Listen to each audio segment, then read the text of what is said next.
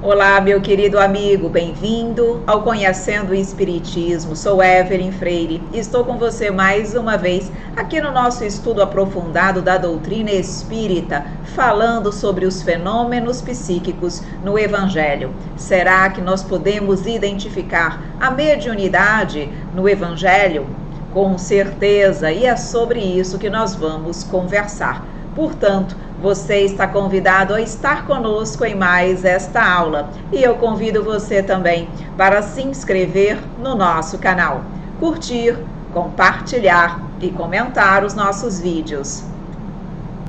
Meus queridos amigos, então no nosso estudo de hoje vamos estudar os fenômenos psíquicos no Evangelho. Que tipo de destaque vai acontecer na aula de hoje? Então vamos conceituar milagre segundo a doutrina espírita e analisar alguns fenômenos psíquicos provocados por Jesus.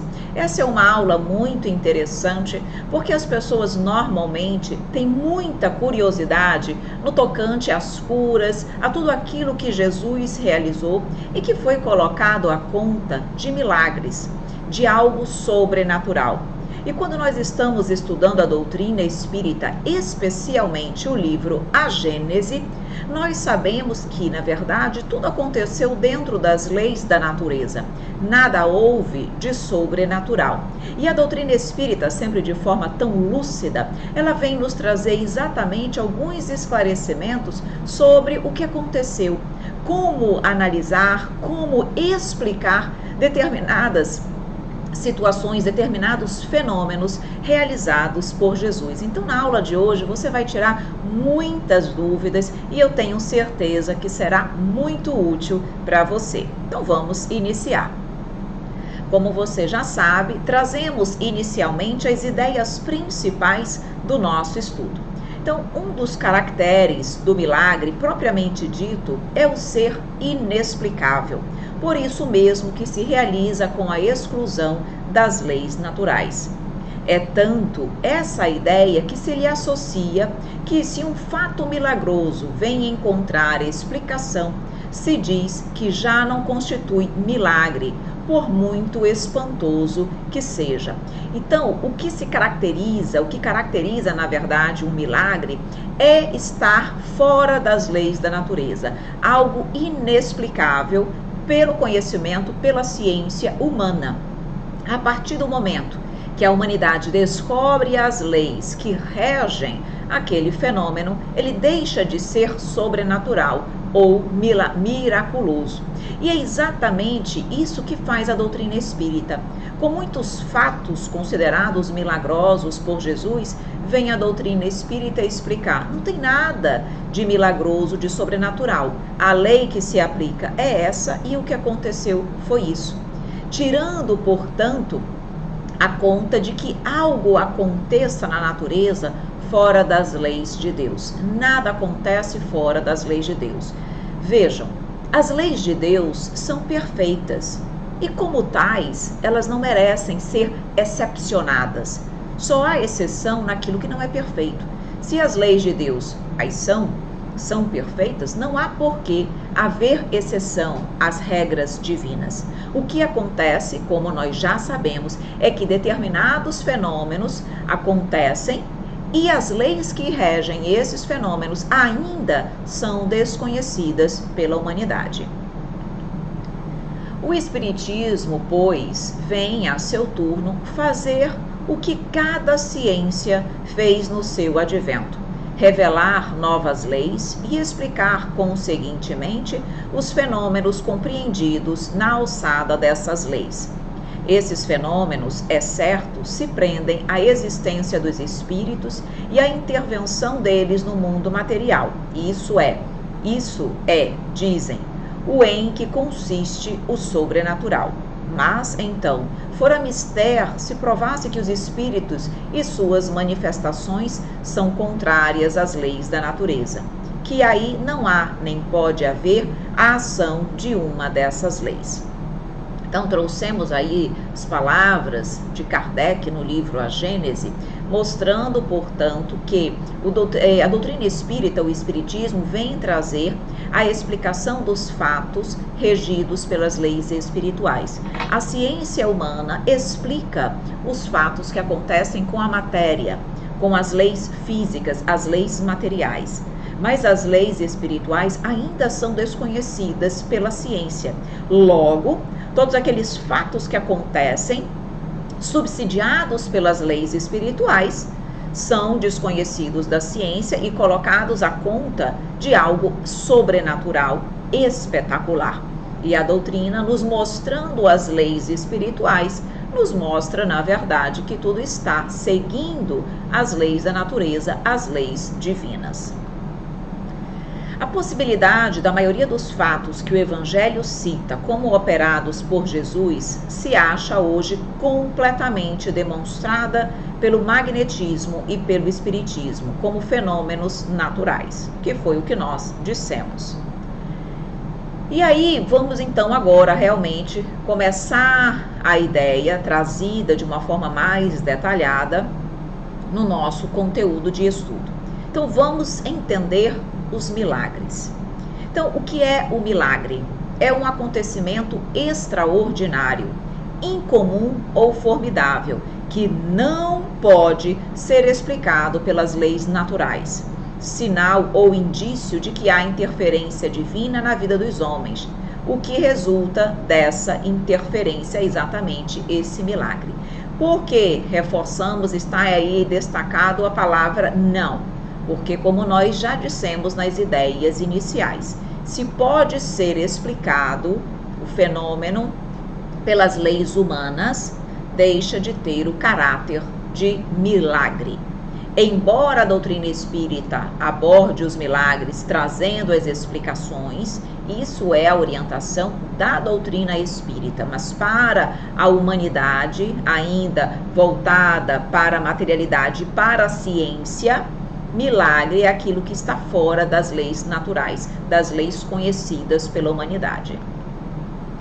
E como tal, vale destacar, se está fora das leis humanas, eles entendem, a humanidade entende que ali, para que aquele fenômeno, para que aquele milagre tenha acontecido, ocorreu necessariamente a interferência divina, ok? Então, o que para a igreja dá valor aos milagres é precisamente a origem sobrenatural deles e a impossibilidade de serem explicados. E outro caráter do milagre é ser insólito, isolado, excepcional. Não é algo que acontece o tempo inteiro, ok? Então, a origem sobrenatural, a impossibilidade de ser explicado pelas leis conhecidas e o fato de ser excepcional, de ser algo que não acontece a todo momento, são as condições requeridas pela igreja para colocar determinado fato à conta de milagre. Os fatos que o Evangelho relata e que foram até hoje considerados milagrosos pertencem, na sua maioria, à ordem dos fenômenos psíquicos, isto é, dos que têm como causa primária as faculdades e os atributos da alma. O desconhecimento dos mecanismos que originam os fenômenos psíquicos, mediúnicos ou anímicos induz as pessoas a considerá-las como misteriosos ou sobrenaturais.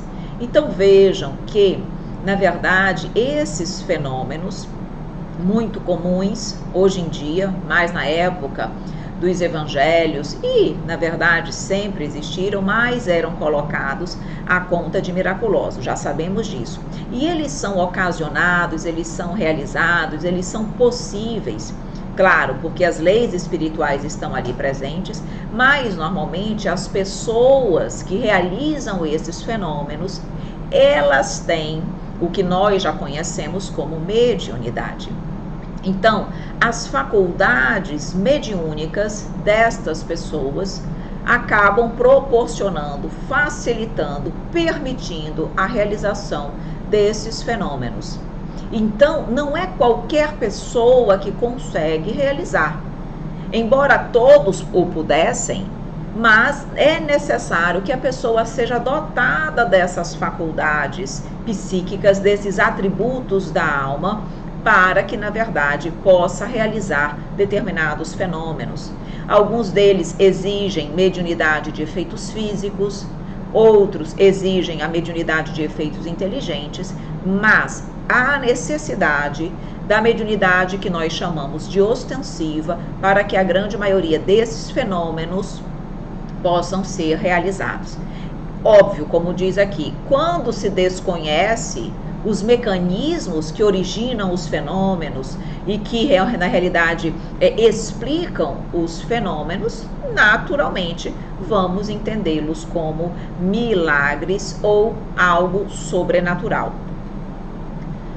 O conhecimento do princípio espiritual, da ação dos fluidos sobre a economia geral, do mundo invisível dentro do qual vivemos, das faculdades da alma, da existência e das propriedades do perispírito, facultou a explicação dos fenômenos de ordem psíquica, provocando que esses fenômenos não constituem, provando que esses fenômenos não constituem, mais do que os outros, derrogação das leis da natureza, que, ao contrário, decorrem quase sempre de aplicações destas leis.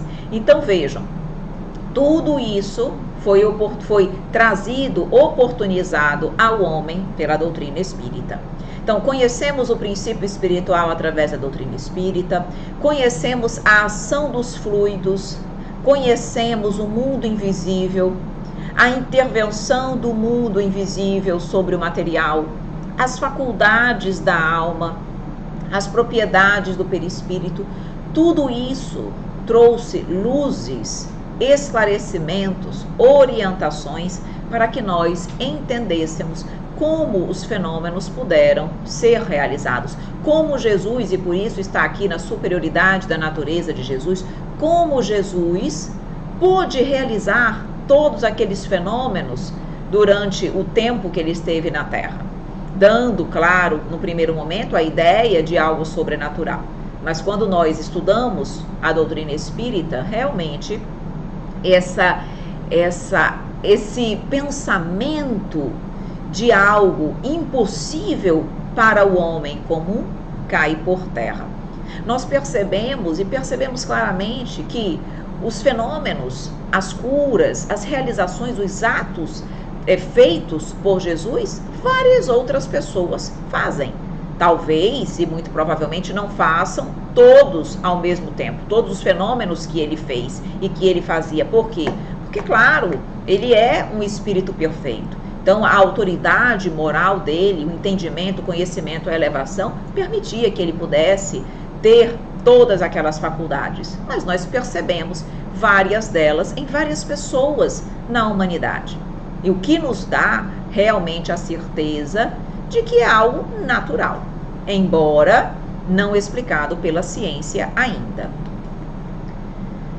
Todos os efeitos do magnetismo, do sonambulismo, do êxtase, da dupla vista, do hipnotismo, da catalepsia, da anestesia, da transmissão do pensamento, a presciência, as curas instantâneas, as possessões, subjugações, as obsessões, as aparições, as transfigurações e etc., que formam a quase totalidade dos milagres do Evangelho, pertencem àquela categoria de fenômenos. Então, tudo isso que nós estamos aqui destacando em vermelho, tudo isso, na verdade, quando nós estudamos esses conceitos, quando nós estudamos esses fenômenos e entendemos como eles são realizados, nós percebemos que eles são capazes de explicar quase que a totalidade dos milagres do Evangelho. E isso é ou não é fantástico? Como é bom nós estudarmos a doutrina espírita. Não é à toa que eu sempre destaco a importância de nós estudarmos, porque realmente compreender tudo aquilo que para nós era algo impossível de entender, algo realmente milagroso, sobrenatural, e vem a doutrina com clareza, com lucidez, com entendimento, dizer, não tem nada de sobrenatural. Olha, o que aconteceu foi isso, isso e isso. E aí, nós saímos da nossa ignorância, que nela estivemos aí por tantos séculos. E o mundo se abre. Uma nova oportunidade se abre para nós. Tudo fica mais claro, tudo fica mais compreensível. A nossa fé se fortalece e nós conseguimos caminhar com mais clareza, com mais facilidade, realmente para o nosso objetivo maior, que é o bem. Então, não há dúvidas que a doutrina espírita é um grande presente à humanidade. E nós que conhecemos a doutrina espírita, tenhamos a certeza que somos felizardos, porque é impossível a pessoa conhecer a doutrina espírita e não se modificar. Ou seja, não aclarar o seu pensamento, não mudar a sua forma de ver a vida. Porque realmente a doutrina espírita, ela traz luzes à humanidade.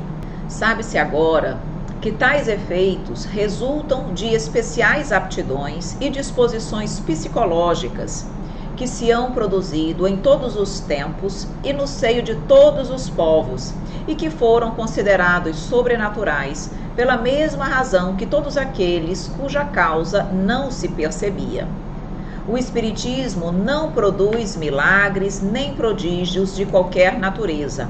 Há uma explicação lógica e racional para a manifestação dos fenômenos psíquicos.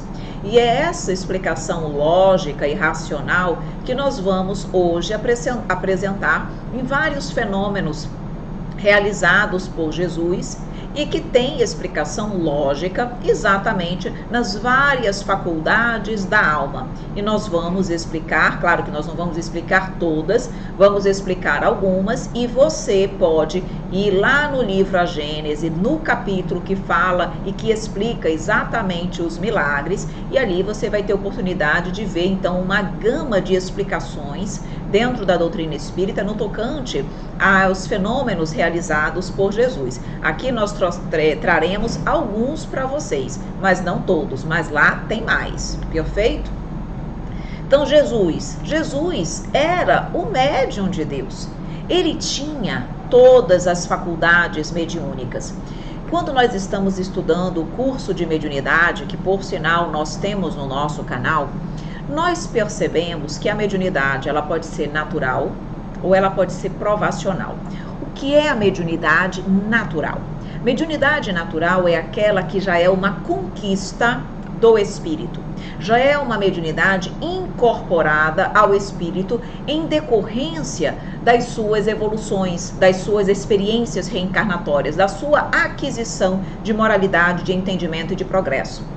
Na atual condição da humanidade, ou seja, nós temos como mediunidade natural já a inspiração e a intuição. Essas duas faculdades toda a humanidade tem, todos nós. Por isso nós chamamos e dizemos que todos são médiuns, mais ou menos médiuns, porque todos já têm incorporado no seu próprio espírito, nas suas próprias conquistas reencarnatórias, a inspiração e a intuição. Só que os outros tipos de mediunidade, que nós chamamos aqui na Terra de mediunidade ostensiva, elas são chamadas mediunidades de prova. Por quê? Mediunidade provacional, porque você tem nesta encarnação, mas não significa que você vai ter numa próxima. Você está médium, eventualmente médium ostensivo nessa vida, por conta das suas necessidades evolutivas, por conta do seu planejamento reencarnatório, por conta das provas, dos trabalhos que você tem que realizar, porque você buscou na mediunidade ascender mais rapidamente, adquirir mais evolução através da mediunidade. Mas aquela mediunidade, ela não é conquista do seu espírito. Você pode estar como médium ostensivo nesta existência, mas não está na outra. Por que eu estou fazendo essa observação neste exato momento? Porque no caso de Jesus, todas as faculdades mediúnicas que ele apresentava já eram mediunidades que nós chamamos de natural. Todas já eram conquistas adquiridas pelo seu espírito no decorrer da sua caminhada evolutiva. Nós, à medida que nós formos evoluindo, à medida que nós formos nos trabalhando e nos depurando, nós também vamos adquirir, vamos incorporar como mediunidade natural o que hoje ainda é mediunidade provacional. O que hoje, as mediunidades ostensivas, hoje, nós com o tempo vamos incorporando ao nosso espírito. De modo que, quando formos espíritos superiores e espíritos perfeitos, vamos ter todos esses atributos, todas essas faculdades mediúnicas farão parte da nossa existência, da nossa vida. E no caso de Jesus, ele já tinha todas essas faculdades, eram mediunidades naturais para ele. Então, os fenômenos psíquicos intermediados por Jesus em razão da excelsitude do seu espírito são por demais complexos para supô-los como de natureza mediúnica.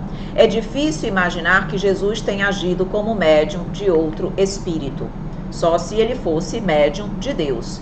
A única possibilidade era que ele estivesse ali intermediando diretamente o Pai, Deus, tá? Então ele mesmo tinha já conquistado aqueles atributos, a sua perfeição, a sua sublimidade já permitia, já o colocava em condições de realizar todos aqueles fenômenos. Os fatos relatados no Evangelho nada tiveram de milagroso, no sentido teológico do termo. Estavam fundamentados nas faculdades e nos atributos excepcionais do seu espírito. Então, não havia nada de milagroso. Era, na verdade, decorrência dos atributos excepcionais, puros de Jesus. Sua alma, provavelmente, não se achava presa ao corpo, senão pelos laços estritamente indispensáveis. Constantemente desprendida, ela de certo lhe dava dupla vista, não só permanente, como de excepcional penetração e superior de muito a que de ordinário possuem os homens comuns. O mesmo havia de dar-se nele com relação a todos os fenômenos que dependem dos fluidos perispirituais ou psíquicos. A qualidade desses fluidos lhe conferia imensa força magnética, secundada pelo incessante desejo de fazer o bem. Agiria como médium nas curas que operava? Poder-se-á considerá-lo poderoso médium curador? Não, porquanto o médium é um intermediário, um instrumento de que se servem os espíritos desencarnados, e o Cristo não precisava de assistência, pois que era ele quem assistia os outros. Ele agia por si mesmo. Se algum influxo estranho recebia, era só de Deus. Esse só de Deus lhe poderia vir. Segundo definição dada por um espírito, ele era médium de Deus. Deu para entender, então, por que nós dissemos que ele não estava na condição de médium? Por quê? Porque o médium, nós já sabemos, ele é um intermediário. Ele está ali intermediando a comunicação com uma inteligência desencarnada e o mundo material. Jesus ali, ele não estava intermediando ninguém. As curas não eram realizadas por um espírito que se apropriava, que se utilizava da mediunidade de Deus, de Jesus. A não ser, que é como é colocado aqui, se algum influxo estranho ele recebia, só podia ser do próprio Pai, Deus. Caso contrário, era ele mesmo, pelo seu magnetismo puro, pela sua perfeição, como nós estamos já colocando aqui, pela capacidade que ele tinha de ter ali a dupla vista permanente, de forma permanente, assim como os seus fluidos perispirituais puros, tudo isso lhe dava a condição de realizar ele mesmo todos aqueles fenômenos. Então, ele não precisava de assistência, era ele mesmo quem assistia as pessoas. Então, nós vamos ver alguns fenômenos psíquicos realizados por Jesus com base na dupla vista. O que é a dupla vista? Evelyn, eu não me lembro muito da dupla vista. Me explica. Vejam, a dupla vista de uma forma muito simples, é o que nós conhecemos como vidência, tá? A dupla vista é a capacidade que a pessoa tem, mediante um processo de emancipação da alma, de acessar o plano espiritual. Ele acessa, ele tem uma visão maior, ampliada de tudo. É a vidência, e a dupla vista, ela acontece em estado de vigília.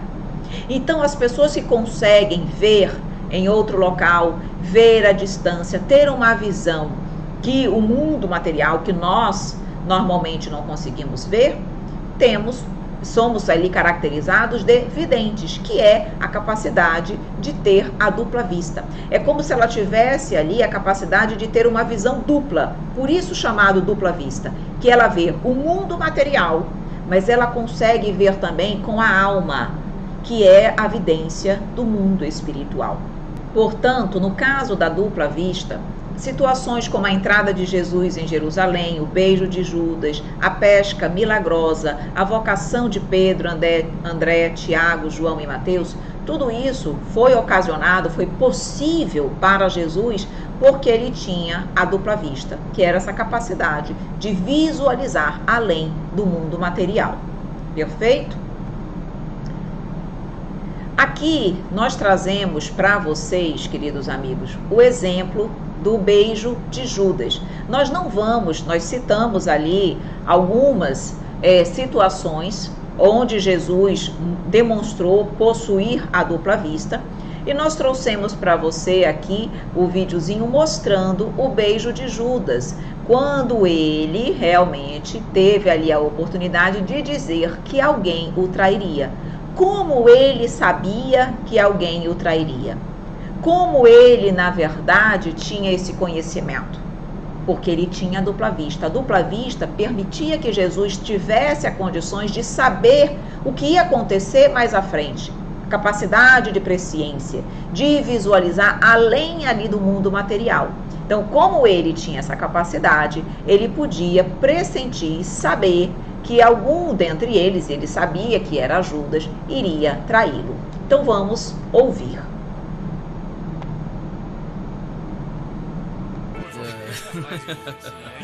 Por fim, Jesus e seus 12 discípulos se reuniram para a ceia da Páscoa judaica. Abençoado seja o Senhor nosso Deus, Rei do Universo, que criou o fruto para se fazer o vinho. Amém. Muito obrigado. Mais vinho. Fiquem à vontade. Comam, bebam. Pega um pedaço, está maravilhoso. Está muito bom. Pega um pedaço. Antes de tudo acabar, um de vocês vai me trair. Isso não é possível. Como? Mas quem será? Não pode ser. Serei eu, Senhor. Serei eu, Senhor. Mestre, serei eu. Serei eu. Serei eu, Senhor. Serei eu. Serei eu.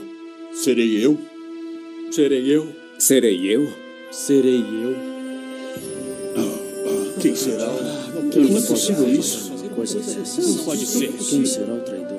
Eu não acredito. Aquele que comer o pão comigo será aquele que me trairá.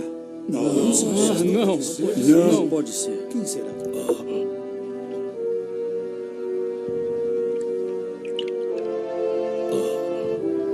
Mestre, serei eu? Você já disse.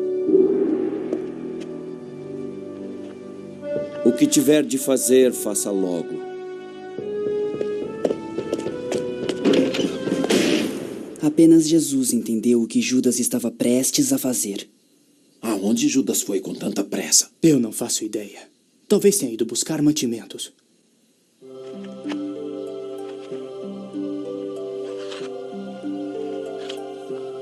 Tomem e comam, pois este é o meu corpo que foi dado a vocês.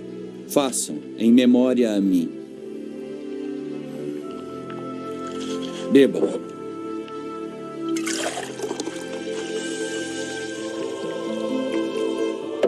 Pois este é meu sangue derramado para a remissão dos pecados.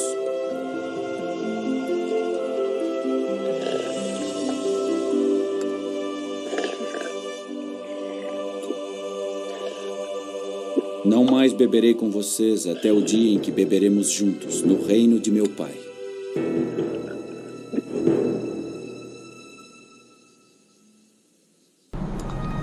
Após a ceia, Jesus e os 11 discípulos restantes foram para um lugar chamado Getsemane. Ali, Jesus iria rezar.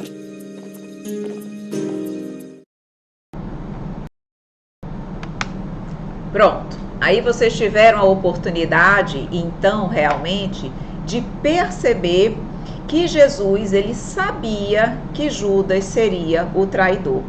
Ele tinha esse conhecimento prévio. E como ele tinha esse conhecimento prévio? Exatamente pela dupla vista dele. Então, ele tinha a capacidade de presciência, de visualizar os acontecimentos futuros, ok? Uma outra passagem muito interessante é exatamente a pesca milagrosa, que demonstra também a dupla vista. Então, está ali no Evangelho de Lucas. E quando acabou de falar, disse a Simão: faze-te ao mar alto e lançai as vossas redes para pescar. E respondendo, Simão disse-lhe: Mestre, havendo trabalhado toda a noite, nada apanhamos, mas porque mandas, lançarei a rede. E fazendo assim, colheram uma grande quantidade de peixes e rompia-se-lhes a rede. Então vamos ver também essa passagem, vamos compreender como isso foi possível? Então vamos prestar atenção.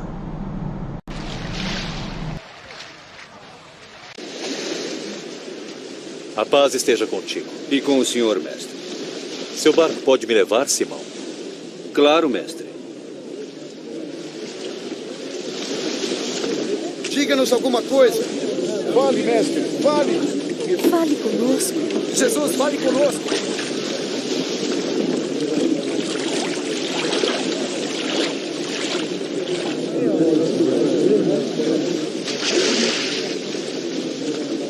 Certa vez, 2 homens foram orar no templo. Um era fariseu e o outro cobrador de impostos.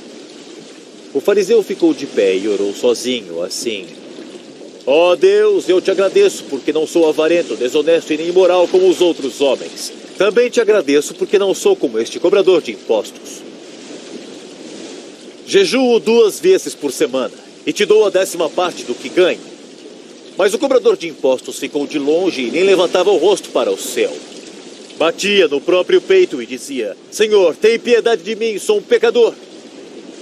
Afirmo a vocês, foi este homem e não o outro que voltou para casa de bem com Deus. Porque aquele que se engrandece será humilhado, e aquele que se humilha será engrandecido. Leve o barco para onde o lago é mais fundo, e você e seus companheiros joguem as redes para pescar. Ah, mestre, trabalhamos muito durante a noite toda e não conseguimos pescar nada. Mas já que o senhor está mandando, eu vou jogar as redes. Tiago! João!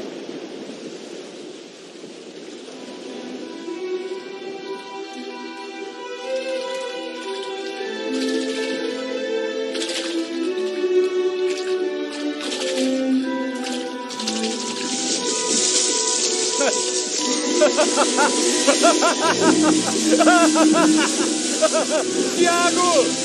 João! Venham! Venham! Venham ajudar! Não podemos! Estamos transbordando!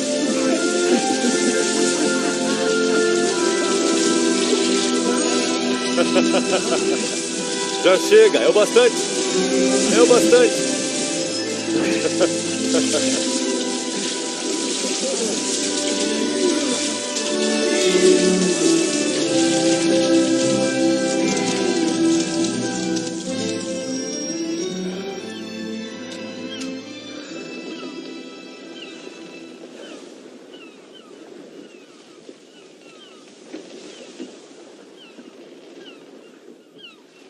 Afaste-se de mim, Senhor, porque eu sou um pecador.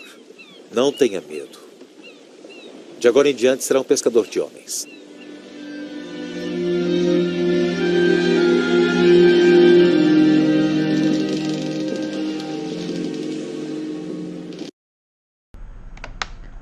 Bonito, não é? Tão bom nós termos a oportunidade de ver as passagens do Mestre, isso é muito legal.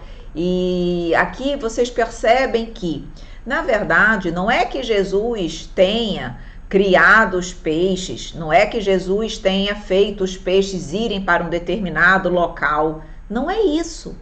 Apenas Jesus tinha a dupla vista, ele tinha condições de saber em que condições, em que região ali do mar encontravam-se os peixes. Ele sabia a localização exata, exatamente porque ele tinha a dupla vista. Então ele via além do que a vista normal e comum da humanidade. Então, como ele sabia exatamente onde estavam os peixes, ele direcionou a pesca. Ele disse, olhe, joguem as redes em tal local.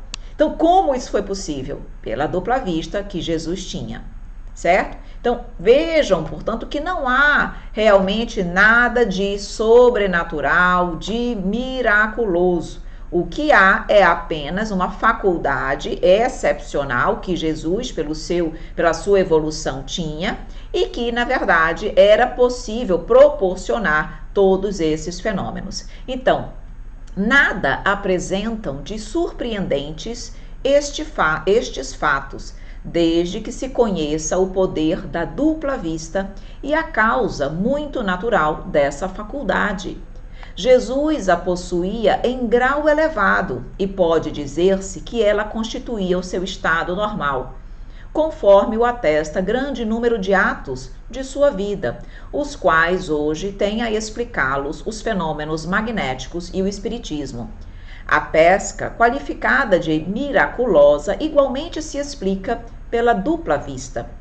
Jesus não produziu espontaneamente peixes onde não os havia. Ele viu com a vista da alma, como teria podido fazê-lo um lúcido vígil, o lugar onde se achavam os peixes, e disse com segurança aos pescadores que lançassem aí as suas redes. Percebam, então, que sensacional! E assim como aconteceu no beijo de Judas e na pesca milagrosa, aconteceu em várias outras passagens de Jesus, onde nós observamos ali também a dupla vista. No caso das curas, Jesus operou inúmeras curas. Colocamos aqui a mulher que perdeu sangue, o cego de Betsaida, o paralítico, os 10 leprosos, mão seca, a mulher curvada, o paralítico da piscina, o cego de nascença e numerosas outras curas operadas por Jesus. Nós vamos trazer algumas aqui e vocês vão entender como isso era possível. Claro que o processo é o mesmo, não tem necessidade de nós trazermos todos esses casos, porque o processo, o raciocínio é o mesmo. De todos os fatos que dão testemunho do poder de Jesus, os mais numerosos são, não há como se contestar, as curas. Queria ele provar dessa forma que o verdadeiro poder é o daquele que faz o bem, que o seu objetivo era ser útil e não satisfazer a curiosidade dos indiferentes por meio de coisas extraordinárias. Aliviando os sofrimentos, prendia a si as criaturas pelo coração e fazia prosélitos mais numerosos e sinceros do que se apenas os maravilhasse com espetáculos para os olhos.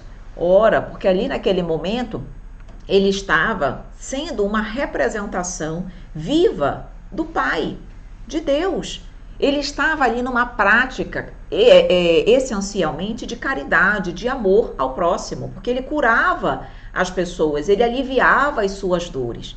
Então, com certeza, ele prendia as pessoas pelo coração, elas se sentiam tocadas verdadeiramente por Jesus e passavam a trabalhar na sua reforma íntima, porque Jesus não veio ao mundo apenas para curar as nossas dores materiais, as nossas dificuldades, as nossas deficiências físicas. Não, meus amores. Jesus veio à Terra essencialmente para curar as nossas deficiências, as nossas doenças da alma. Então, ele atraía com as curas realmente as pessoas pelo coração e a partir daí ele conseguia transformar a pessoa para que ela pudesse buscar a cura da alma, do seu espírito. Ok? Então, vamos aqui também abordar, trazer alguns exemplos das curas realizadas para que vocês possam perceber a importância desses fenômenos e não só a importância, mas como Jesus operava, o que acontecia, o que ele fazia para que as curas acontecessem. Nós conhecemos muito, vários episódios, mas como ele operava, o que acontecia para que elas pudessem realmente existir. Então vamos ver aqui a mulher, né, do fluxo de sangue, vamos entender como aconteceu e vamos explicar. Então prestem atenção.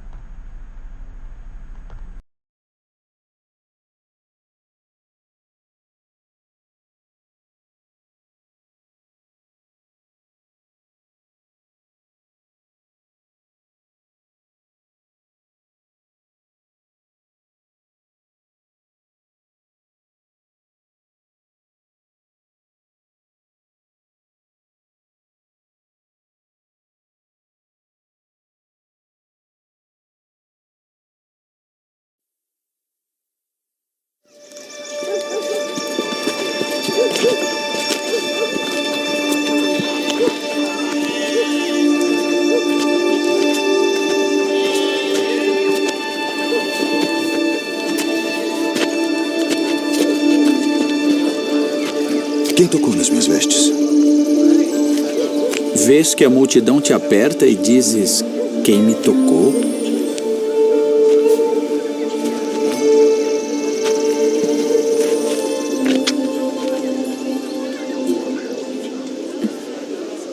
Mestre, tenho sofrido de fluxo de sangue por 12 anos. E sabia que se pudesse apenas tocar tuas vestes, eu seria curada. Filha, a tua fé te salvou.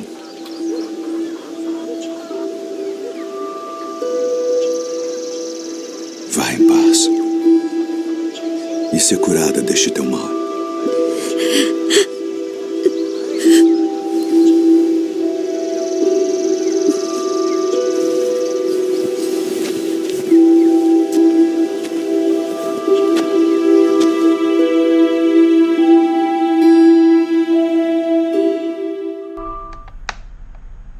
Vejam aí, queridos amigos, que interessante no caso da perda de sangue, tá? Então, como aconteceu? Jesus não estava olhando, Jesus não estava ali querendo essencialmente curar aquela mulher, ele nem sabia, ele só percebeu depois. Como? Por quê? Então, vamos lá. Então, e logo Jesus, conhecendo que a virtude de si mesmo saíra, voltou-se para a multidão e disse: quem tocou nas minhas vestes?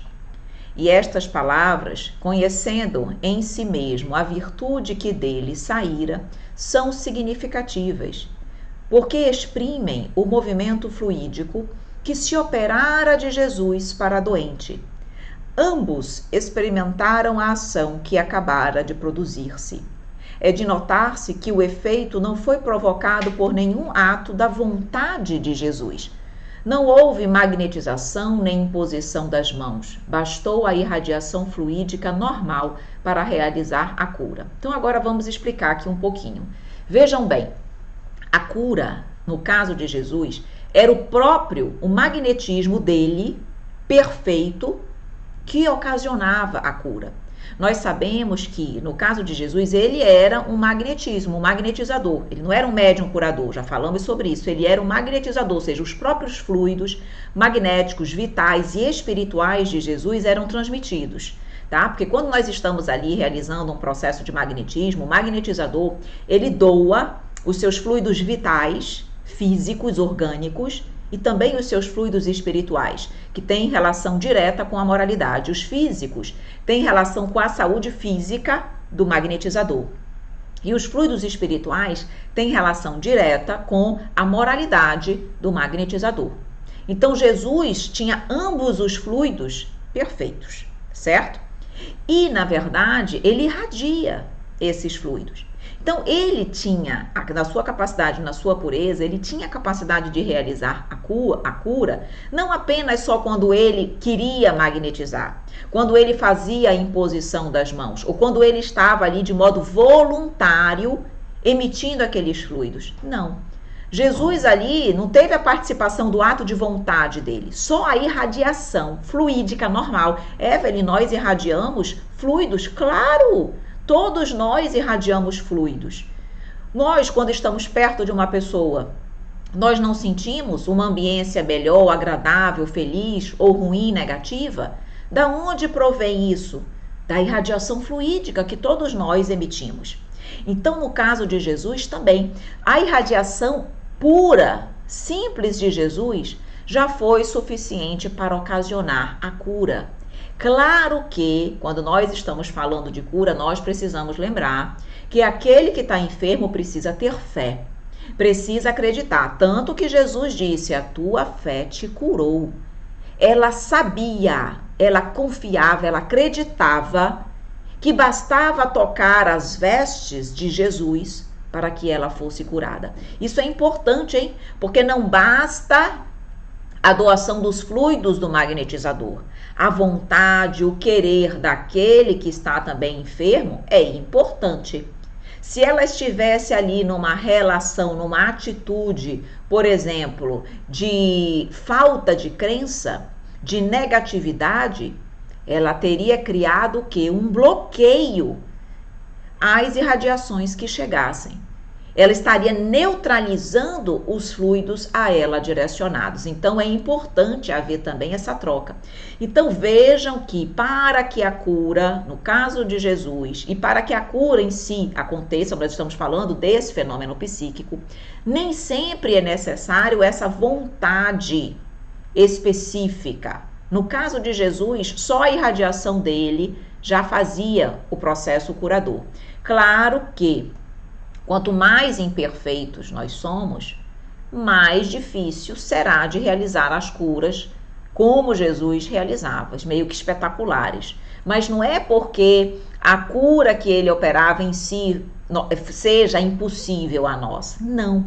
É porque quanto mais puro é o fluido emitido, mais cura se pode realizar, mais espantosas, entre aspas, se podem realizar. Então, como ele era um espírito perfeito, as curas realizadas por ele ganhavam esse aspecto realmente de sobrenatural, ok? Vamos então dar seguimento ao nosso estudo. Vamos aqui agora ver a cura do cego de Betsaida. Essa cura aqui, por que nós escolhemos? Porque ela tem um aspecto um pouco diferente. E nós vamos abordar esse aspecto. Então, vamos assistir a cura do cego de Betsaida. Enquanto estou no mundo, sou a luz do mundo.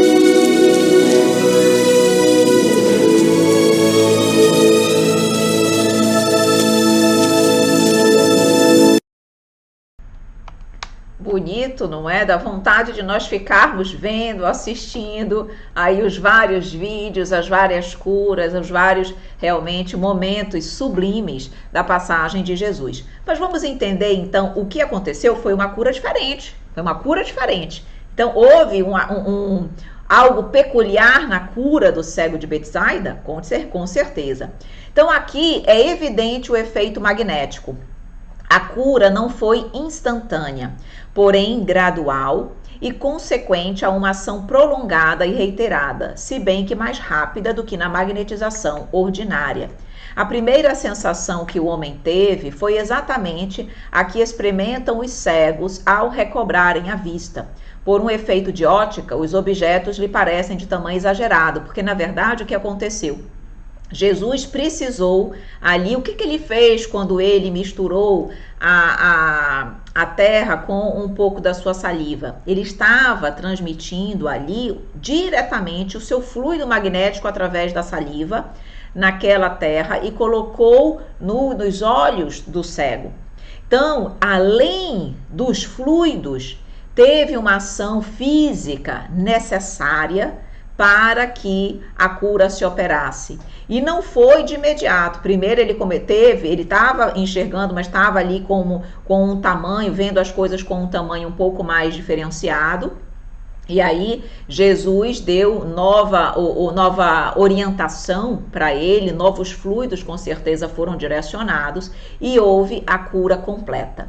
Tá? Então nós percebemos ali que havia necessidade da união dos fluidos com algo material, que foi exatamente a saliva e a terra que ele utilizou ali para poder efetivar a cura do cego de Betsaida. Então isso demonstra que, a depender também da enfermidade, da problemática, será necessário um efeito magnético maior ou menor. Um trabalho realmente ali mais fluídico, único e exclusivamente, ou também mais material, mais físico, como foi o caso do cego de Betsaida, certo?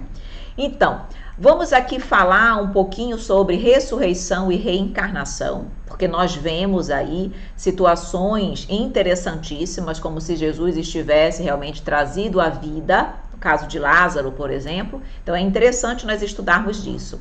Então a reencarnação fazia parte dos dogmas dos judeus, sob o nome de ressurreição. As ideias dos judeus sobre esse ponto, como sobre muitos outros, não eram claramente definidas, porque apenas tinham vagas e incompletas noções acerca da alma e da sua ligação com o corpo. Designavam pelo termo ressurreição o que o Espiritismo mais judiciosamente chama reencarnação. Com efeito, a ressurreição dá a ideia de voltar à vida o corpo que já está morto, o que a ciência demonstra ser materialmente impossível, sobretudo quando os elementos desse corpo já se acham desde muito dispersos e absorvidos. Aqui é para nós entendermos que, na verdade, a ressurreição é a volta do espírito já desencarnado no próprio corpo, o que não é possível pela ciência, que já provou essa impossibilidade. E a reencarnação é a volta do espírito num novo corpo, plenamente possível. Jesus nos mostrou isso quando estava aqui conosco na Terra. Tá? Então é importante nós entendermos que em determinadas situações que Jesus aparentemente trouxe à vida pessoas que já estavam mortas, nós vamos entender o que na verdade aconteceu. Tá? Nós vamos entender que, de fato, era uma morte aparente. Porque se já tivesse acontecido o completo desligamento do corpo perispiritual, não poderia haver o retorno à vida. Porque nós sabemos que, embora o corpo físico estivesse aparentemente no estado de falecimento completo, de falência completa, se o espírito ainda não tinha se desligado completamente do corpo físico, ainda havia ali um fio que ligava o corpo material ao corpo perispiritual, era possível, com a renovação de fluidos salutares, trazidos e transferidos por Jesus, recuperar a vida orgânica e fazer com que aquele espírito que estava se desligando retornasse ao corpo material. Então, foi isso que aconteceu, na verdade. No caso das chamadas ressurreições, como se a pessoa tivesse voltado à vida, no caso da filha de Jairo, o filho da viúva de Naim, como isso foi possível? Então Jesus ressuscitou, na verdade, não tinha acontecido a morte completa. Então Jesus, na verdade, não ressuscitou. Ele permitiu, com a doação magnética dos seus fluidos puros, elevados e potentes, ele conseguiu restabelecer a saúde orgânica daqueles corpos físicos e permitir que o perispírito, que ainda não tinha se desligado, voltasse ao corpo físico.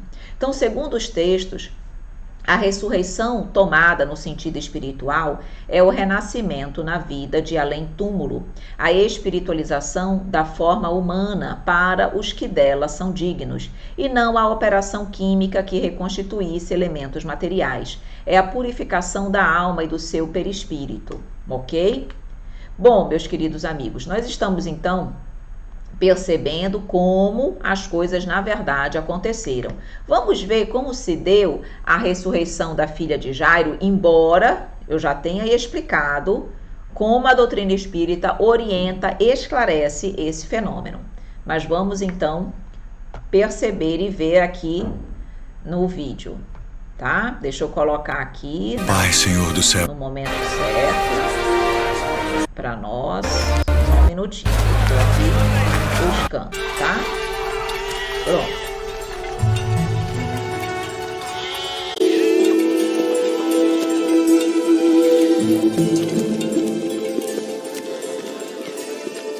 Abi, eu te suplico. Minha filhinha está à morte. Rogo-te que venhas e lhe imponhas as mãos para que sare e viva. leve-me à tua casa.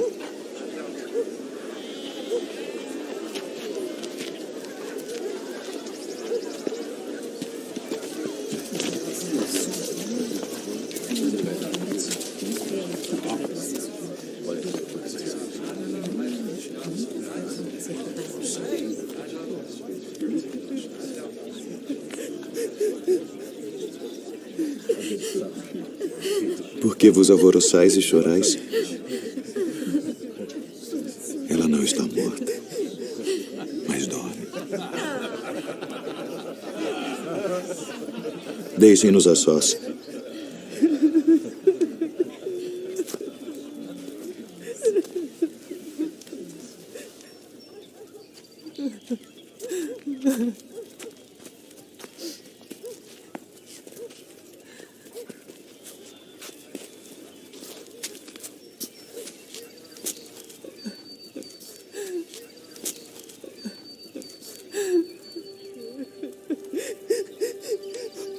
Talita Kumi. Levanta-te.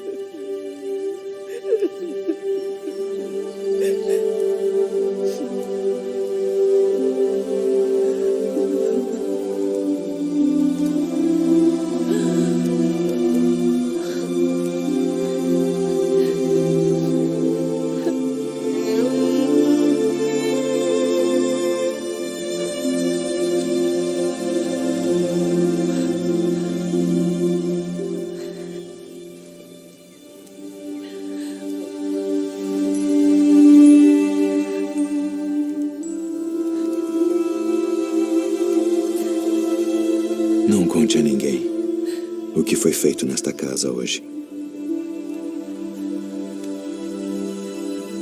Dê-lhe algo de comer.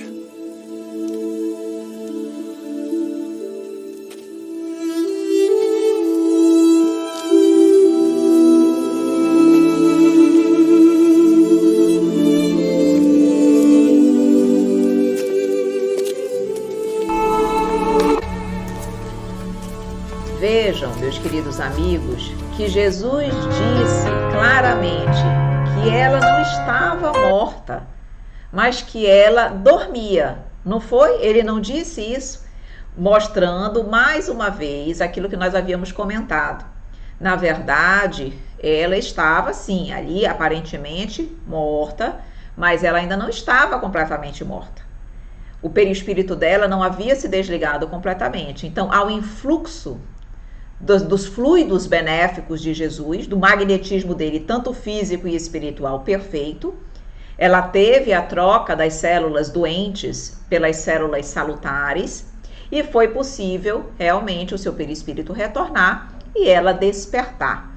Mas como foi possível isso? Claro, mais uma vez, pelos fluidos, pelo magnetismo perfeito do Mestre.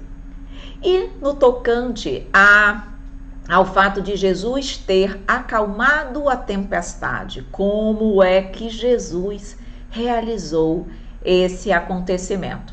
Vamos ver, para que nós possamos explicar? Vamos lá.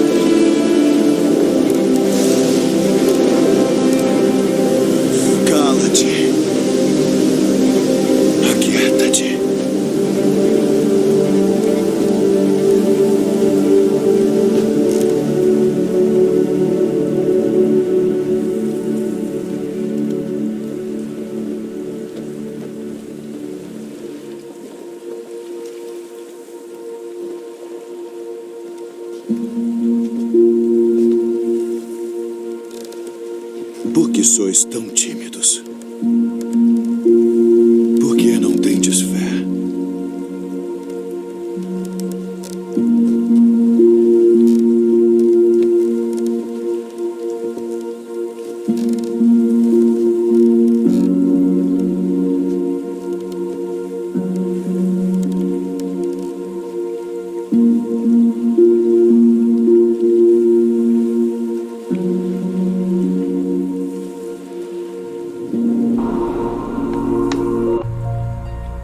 Ficamos realmente surpresos e é muito legal nós estarmos tendo a oportunidade de estudar e de aprender com a doutrina espírita.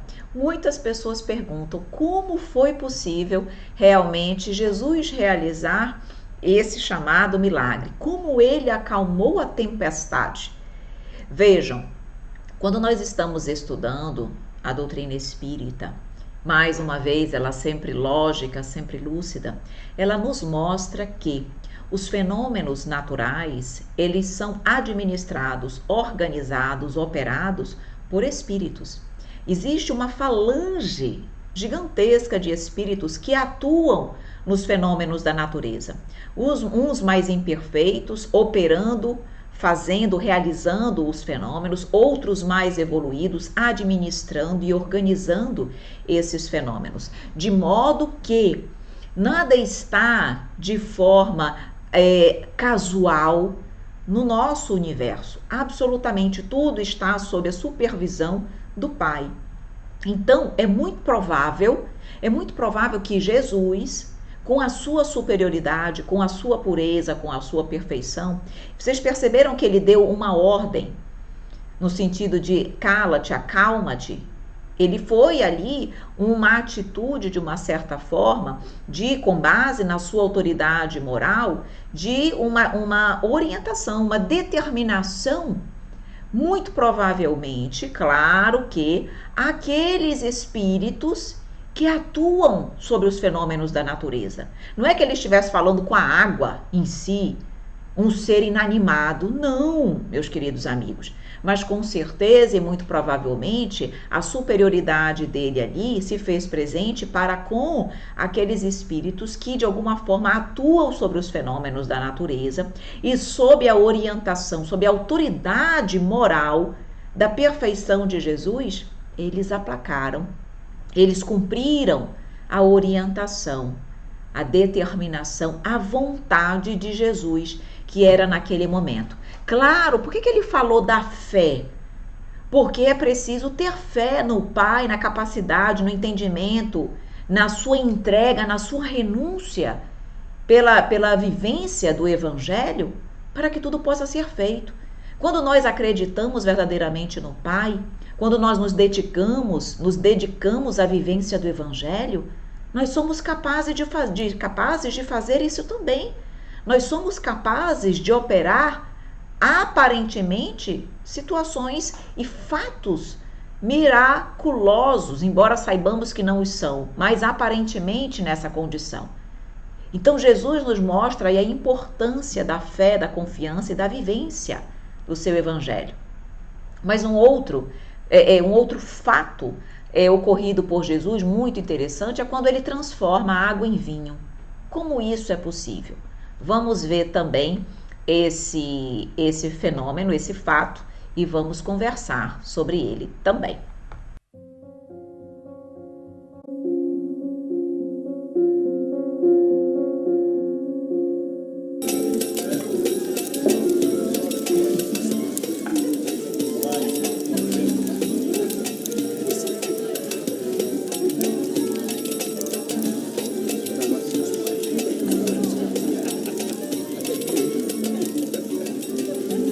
Não temos mais vinho.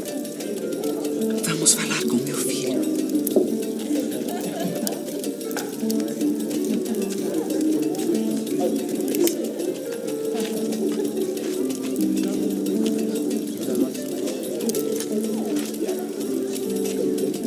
Sua mãe vem falar contigo.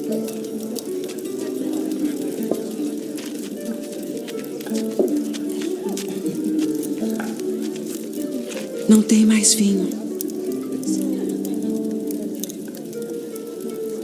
Que tenho eu contigo? Diz o que queres que eu faça. Ainda não é chegada a minha hora.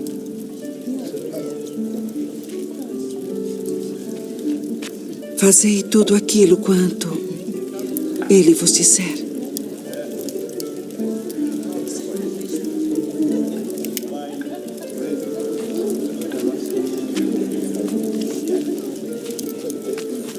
Enchei de água essas talhas. Enchê-las? De água.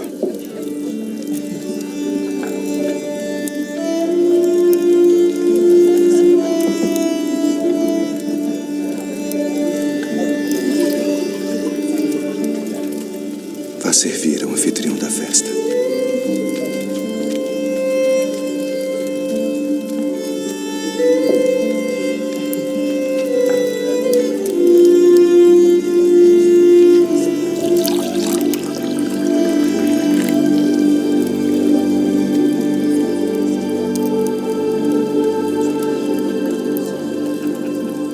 É a primeira festa de casamento na qual eu vou, onde o melhor vinho é servido no final.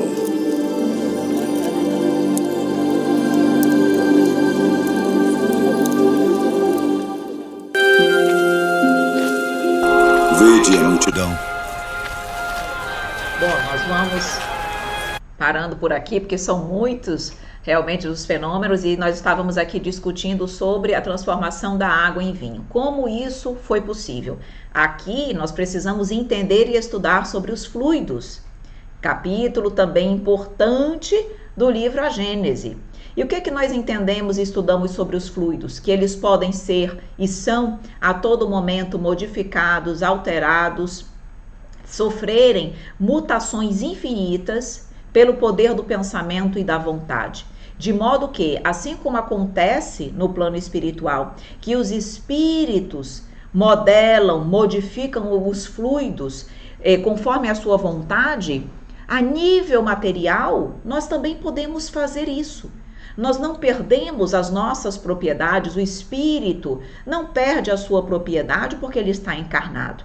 Então, Jesus tinha condições, pelo poder do pensamento e da vontade, de modificar os fluidos.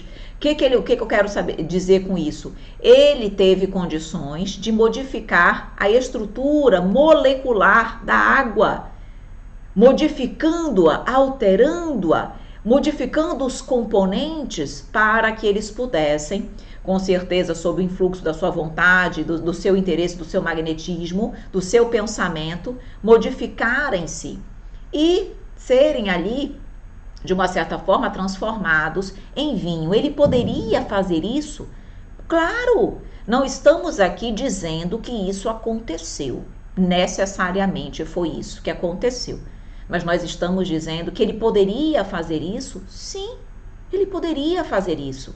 Eu tenho um amigo, eu já comentei isso em algumas outras aulas, um amigo que conheceu pessoalmente Chico Xavier. E ele disse: Evelyn, ninguém me contou, eu vi Chico Xavier transformar água em leite de rosas. Ele transformou perfeitamente com o cheiro, com a coloração, tudo era leite de rosas. Como Chico Xavier pôde fazer isso? Da mesma forma que Jesus transformou água em vinho. Ele modificou, pelo poder do pensamento e da vontade, aquela matéria, aquele fluido ali em estado líquido, mas ele pôde fazer isso. Ele pode ter tido ali, no caso de Chico Xavier, ter sido secundado por espíritos que o auxiliaram nesse processo? Até pode. Mas ali houve, com certeza, o quê? A atuação da vontade do pensamento no mundo material, como acontece no mundo espiritual. Lá, as pessoas não podem materializar o que querem. Os fluidos, eles não modificam o fluido cósmico universal, de modo que surja um objeto, uma flor, um alimento, o que eles querem. Na matéria também. O que acontece? Você não está modificando o fluido cósmico universal? Modificando, alterando, criando um novo produto, um novo líquido, um novo objeto? Foi o que aconteceu no mundo material. Então, Jesus pode ter usado das propriedades dos fluidos para, sob a injunção do seu pensamento e da vontade, alterar transformar, fazer com que aquela água de vinho, de água se tornasse vinho? Pode ter feito isso. Tá? Então, vejam que nós não estamos aqui, talvez, dizendo que não tenha acontecido uma outra situação. Pode até ter acontecido uma outra situação. Tem determinados fenômenos realizados por Jesus, por exemplo, que a própria doutrina espírita dá mais de uma hipótese, tá? Não estou aqui dizendo necessariamente que foi essa. Eles dizem lá que às vezes existem várias hipóteses. Por exemplo, no caso de Jesus ter andado sobre as águas, eles dizem que ali poderia ser o corpo espiritual de Jesus, que estivesse ali, tivesse se mostrado presente sobre as águas, então não era o seu corpo físico, era o seu corpo perispiritual, era uma possibilidade. Como eles dizem também que pode ser o fato de Jesus, sendo um médium de efeitos físicos, ele poder levitar. Daniel Douglas Home não levitava? Não era um médium de efeitos físicos? Daniel Douglas Home era um médium de efeitos físicos maravilhoso. E ele não levitava? Assim como, por exemplo, Jesus pode ter feito isso. Então ali, por exemplo, ele dá duas hipóteses. No caso dele ter andado sobre as águas, de ser o corpo perispiritual ou de ser um caso de levitação. Tá? Então isso é para vocês perceberem que a doutrina espírita vai dando várias hipóteses também e, mais uma vez, tirando de nós aquela ideia de sobrenatural, de algo impossível de acontecer, certo? Então vamos aqui, já falamos sobre a transformação, então vamos agora falar um pouquinho da transfiguração. O fenômeno resulta, portanto, de uma transformação fluídica. O que é a transfiguração? Lembrando aqui o que aconteceu na transfiguração do Tabor. Vou trazer o videozinho também para vocês, para quem não lembra, para vocês entenderem o que acontece na transfiguração e como a doutrina espírita nos explica esse fenômeno, tá? Então, a transfiguração do Tabor de Jesus, vamos aqui, então, prestar atenção e vamos explicar esse fenômeno também.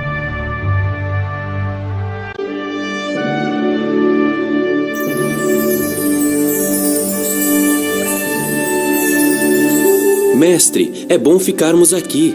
Vamos fazer 3 tendas. Uma para ti, outra para Moisés e outra para Elias. Este é o meu filho amado. Escutem o que ele diz.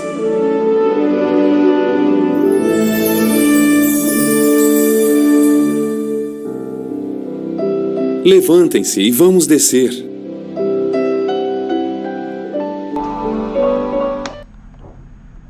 No caso da transfiguração, então nos diz, o fenômeno resulta, portanto, de uma transformação fluídica, é uma espécie de aparição perispirítica que se produz sobre o próprio corpo do vivo e, algumas vezes, no momento da morte, em lugar de se produzir ao longe, como nas aparições propriamente dita. Na transfiguração, que nós sabemos que é uma das propriedades do perispírito, o que acontece? Tá? Na verdade, há um processo ali, o seu corpo perispiritual se expande, ok? Então, nós sabemos que a expansibilidade é uma das propriedades do corpo perispiritual. Ele se expande e ele é como se ele cobrisse o corpo físico da pessoa, e aí ele ali é como se o corpo físico ficasse na parte interior e o corpo perispiritual externamente. E aquele corpo perispiritual, ele se transfigura, ele se modifica. Então, ele, no caso de Jesus, ele tomou essa aparência luminosa. Nós sabemos que a luminosidade é também uma das propriedades do corpo perispiritual, então ele pode se iluminar. Ele tem luz, e quanto mais perfeito é o espírito, mais luz ele tem. Jesus era um espírito perfeito, então naquele momento houve a expansibilidade do seu corpo perispiritual e a luminosidade do seu corpo perispiritual. Então ele se transfigurou. Por quê? Porque os apóstolos não viram mais Jesus, viram toda aquela luminosidade que ele emitiu. E a transfiguração, nós sabemos também que a transfiguração, ela pode acontecer até mesmo de, nessa expansibilidade, o corpo perispiritual, ele, pela força do poder e do pensamento também, haver ali a vontade de plasmar naquele corpo perispiritual expandido uma imagem diferente. Então, no caso da transfiguração, não foi o caso de Jesus, porque ele não se transfigurou numa pessoa diferente, mas ele poderia, tá? Ali foi a emissão de luz, mas ele poderia, com o seu corpo perispiritual expandido, plasmar naquele corpo perispiritual uma outra imagem, de um outro espírito, por exemplo.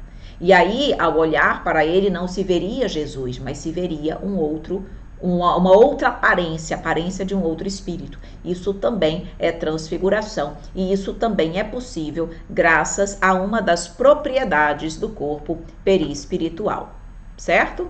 Vocês estão vendo então, meus queridos amigos, que as opções são inúmeras. Na verdade, a possibilidade que o perispírito oferece e as propriedades da alma são gigantescas. Então, o maior milagre que Jesus operou, o que verdadeiramente atesta a sua superioridade, foi a revolução que seus ensinos produziram no mundo, malgrado a exiguidade dos seus meios de ação.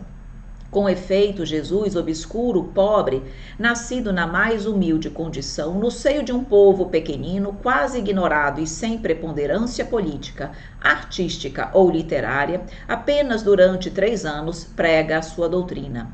Tinha contra si tudo o que causa o malogro das obras dos homens. Razão porque dizemos que o triunfo alcançado pela sua doutrina foi o maior milagre de todos os seus milagres, foi o maior dos seus milagres, ao mesmo tempo que prova ser divina a sua missão. Se em vez de princípios sociais e regeneradores fundados sobre o futuro espiritual do homem, ele apenas houvesse legado à posteridade alguns fatos maravilhosos, talvez hoje mal o conhecessem de nome, mostrando para nós, portanto, que realmente o maior milagre do Mestre foi exatamente a transformação que ele causou no coração do homem. Porque, sem sombra de dúvidas, nós não devemos aqui destacar apenas os fenômenos físicos, esses atos causados por conta da sua pureza, dos seus fenômenos, da sua capacidade psíquica. Esses fenômenos, claro, causaram e causam até hoje surpresa, impacto, curiosidade em todos nós, sim. Mas o maior milagre dele foi ter operado uma mudança em toda a humanidade. E como foi dito aqui, uma pessoa que nasceu pobre, numa condição humilde, num povo pequenino, ignorando, não tinha o reconhecimento do mundo, foram apenas 3 anos e ele causou toda essa mudança no mundo, na mentalidade, na forma de vermos o mundo. E estamos hoje há mais de 12.000 anos falando, estudando Jesus, tendo ele como nosso modelo e nosso guia. E aí, meus queridos amigos, então, nós finalizamos o nosso estudo, mais uma vez deixando aqui uma imagem bonita para que você possa refletir, para que você possa se inspirar no Mestre, para que você possa cada vez mais buscar, estudar, conhecer e com isso também evoluir. Meus queridos amigos, muito obrigada mais uma vez pelo nosso estudo, foi ótimo, uma grande alegria estar com você. Seguem as nossas redes sociais para que você possa seguir mais facilmente o Conhecendo o Espiritismo. Um grande beijo, um grande abraço e até a nossa próxima aula, se Deus quiser.